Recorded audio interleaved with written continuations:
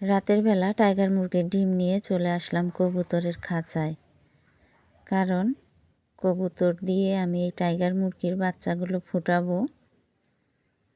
একটা একটা করে ডিম দিয়ে দেব, কারণ মুরগির ডিমগুলো অনেক বড় বড়। দেখেন কবুতরের ডিমের তুলনায় কত বড় সেই ডিমগুলো।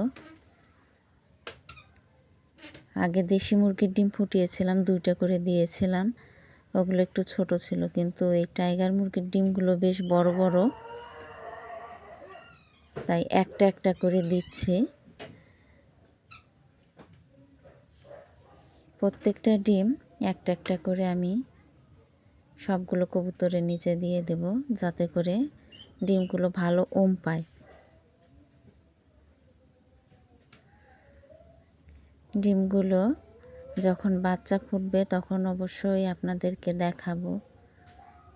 কবুতর অনেক সুন্দরভাবে বাচ্চা ফুটাতে পারে, আবার কবুতর 20 দিনের বেশি কিন্তু ডিম নিয়ে বসে না।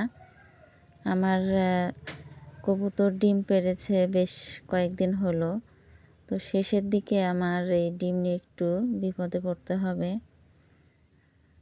তখন নতুন অন্য কোনো কবুতর যদি ডিম পাড়ায় তার নিচে দিয়ে দিতে হবে, কারণ এই ডিমগুলো বাচ্চা ফুটে যাবে আগেই।